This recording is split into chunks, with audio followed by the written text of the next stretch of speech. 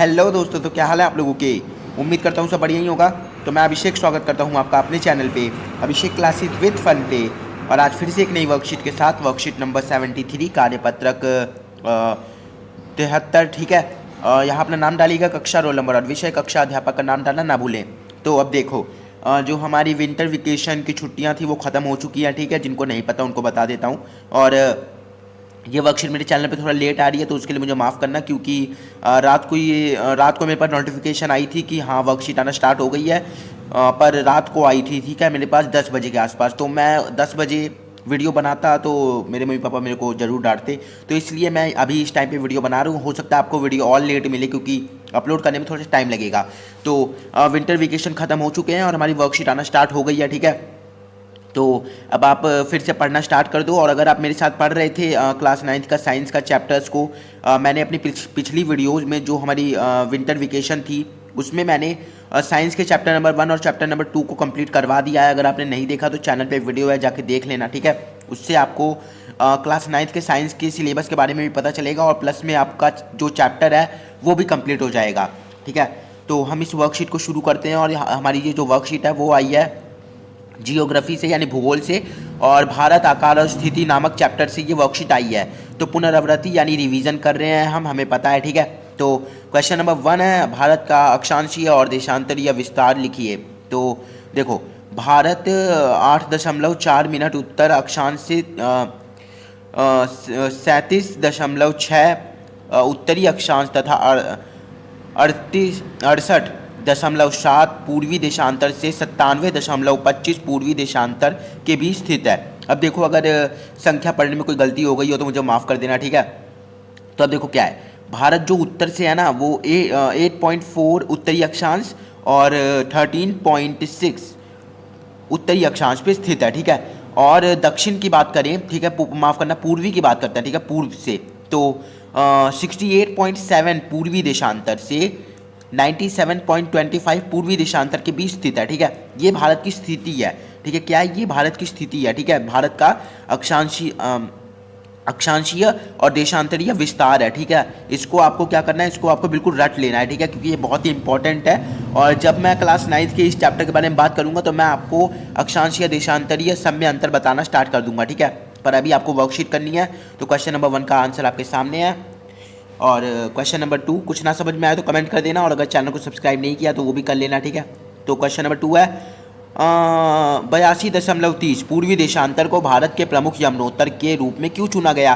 तो अब यहाँ पर जो हमारे प्रश्न में पूछा गया है कि 92.30 या फिर 82.13 मिनट्स। ठीक है, ये मिनट है। ठीक है, ये मिनट है, याद रखना। तो पूर्वी देशांतर को भारत के प्रमुख यमुनोत्तर के रूप में क्यों चुना गया। तो अब देखो, मैंने इसका आंसर बड़ा लिखा हुआ है क्योंकि आपको बिल्कुल अच्छे से समझाना था। ठीक है, और क्योंकि मैं अभी क्लास 9th में हूँ तो मुझे भी अच्छे से समझना था, इस कारण मैंने इसका आंसर बड़ा लिखा, क्योंकि बड़े आंसर में इसको अच्छे से समझा पाना बहुत ही आसान है।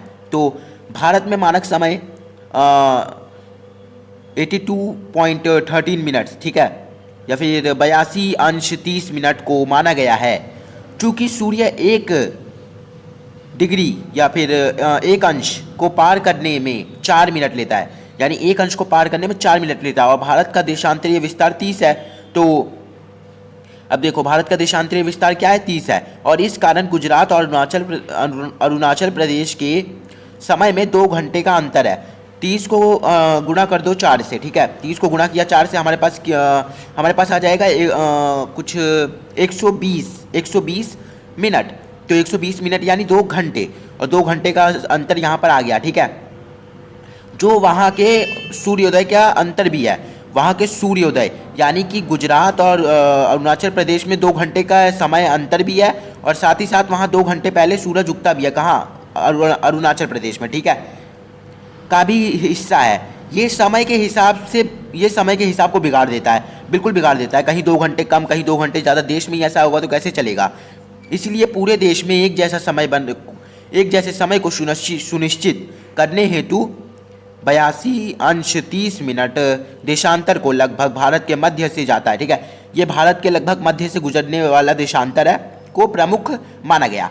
तो अब इसे किस लिए प्रमुख माना गया, ताकि हम जो है पूरे भारत में एक समान समय दिखा सके। ठीक है, हालांकि इसके बारे में और भी चर्चा करेंगे हम जब हम अपने चैप्टर्स पे बात करेंगे।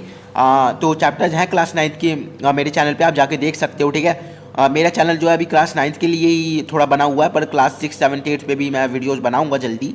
तो अब बात करते हैं पहले आपके वर्कशीट की। तो यहाँ पर हमने क्या देखा कि 82.82 कोई भारत का देशांतरीय प्रमुख माना जाता है। क्यों माना जाता है?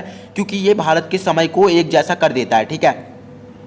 ये भारत के समय को एक जैसा कर देता है, बस, इसके अलावा और कुछ नहीं। और बाकी आप आंसर को पढ़ोगे तो आपको खुद ब खुद सब समझ में आ जाएगा। आंसर बहुत ही अच्छे से लिखा हुआ है। तो क्वेश्चन नंबर 2 का आंसर आपके सामने है। क्वेश्चन नंबर 3, भारत के पड़ोसी देशों पर टिप्पणी लिखिए। तो भारत में पड़ोसी देश 2 भागों में विभाजित हैं, एक स्थलीय सीमा, दूसरा जलीय सीमा। आप इसे उतार लेना। हम चलते हैं अपने अगले पेज पर। तो अब जो भारत की स्थलीय सीमा है उसमें बांग्लादेश, चीन, पाकिस्तान, नेपाल, म्यांमार, भूटान, अफगानिस्तान शामिल है। यानी टोटल 7 हो गए ना, 1 2 3 4 5 6 7, ठीक है। और जलीय सीमा में श्रीलंका, मालदीव, यानी टोटल 9 पड़ोसी देश है। एक स्थलीय सीमा, एक जलीय सीमा, 2 भागों में विभाजित है, हमेशा याद रखना, ठीक है। तो ये था क्वेश्चन नंबर 3 का आंसर। पीछे वाले पेज से और इस वाले पेज से उतार लेना, ठीक है। प्रश्न नंबर 4, भारत के द्वीप समूह पर टिप्पणी कीजिए।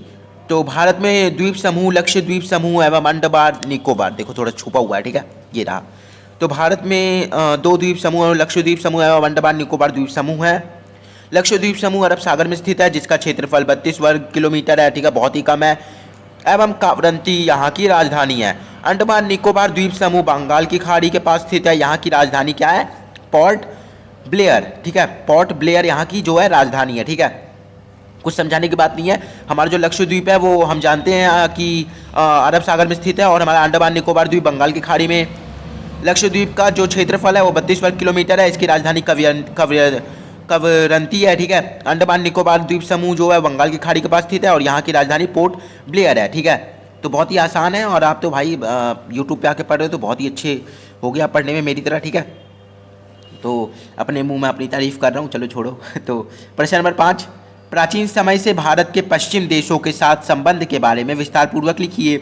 तो प्राचीन समय से भारत के पश्चिमी देशों के साथ संबंध काफ़ी अच्छे रहे हैं, ठीक है। और दक्षिण भारत के द्वारा मसालों का व्यापार पश्चिम देशों के साथ बेहतर था, ठीक है। याद रखना कि जब ब्रिटेन वाले लोग आए थे तो काफ़ी सारा सामान ले गए, जिसमें मसालों की रेसिपी भी छुपी हुई थी। तो इस कारण भी जो है उनके पास काफ़ी सारा सामान चला गया, जिस कारण हमारा मसालों का व्यापार वहाँ पर थोड़ा सा कम हुआ, ठीक है, कम हुआ, ठीक है। पहले काफ़ी बेहतर था, अब थोड़ा कम है।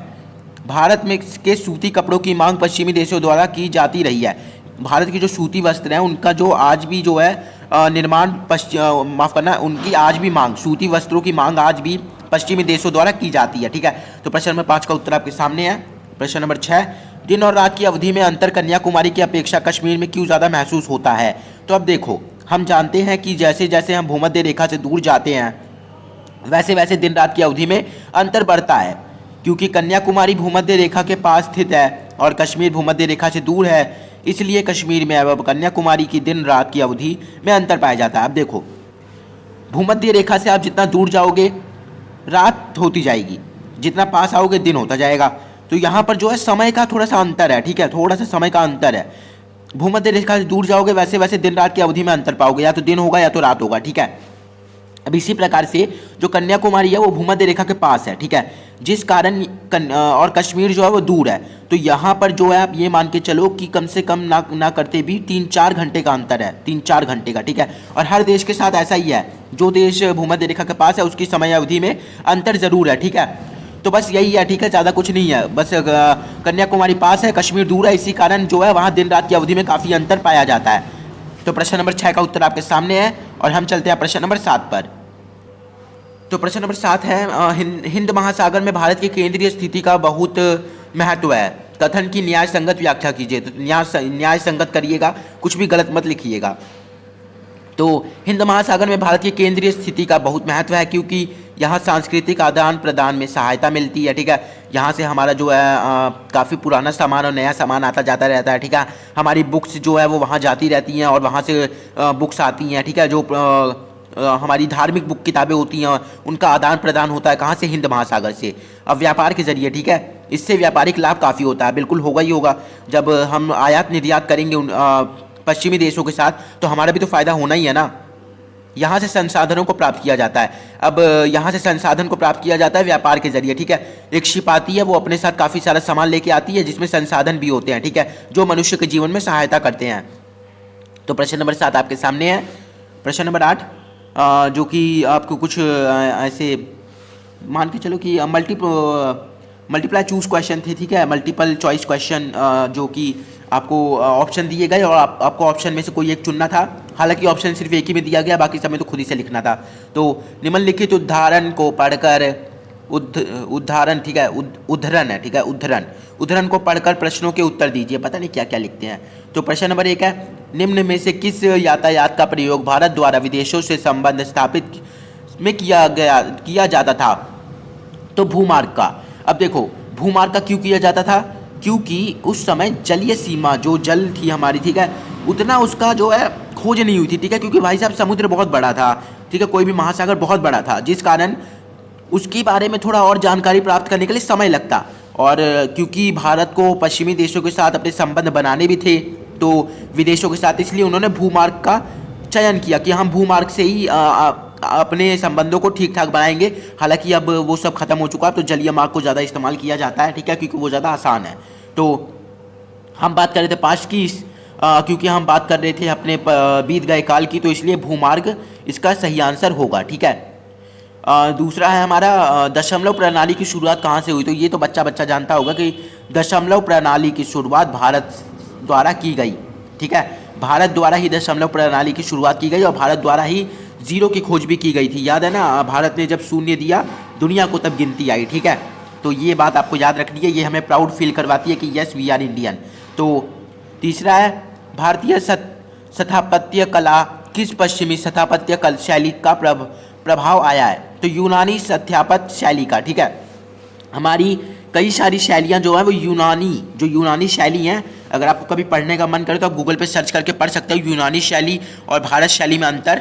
तो कोई अंतर आपको ज़्यादा मिलेगा नहीं, ठीक है, क्योंकि ये दोनों ज़्यादा से ज़्यादा सेम ही है। हालांकि अब कुछ अंतर है, पर अब जो इनकी शैली है, ठीक है, वो कुछ कुछ हद तक अब भी सेम है, ठीक है। तो इसलिए इसका आंसर होगा यूनानी स्थापत्य शैली, ठीक है। चौथा है, प्राचीन समय में विभिन्न देशों को भारत द्वारा निर्यात की जाने वाली वस्तुओं की सूची बनाइए। तो मलमल, सूती कपड़े, मसाले आदि, ठीक है।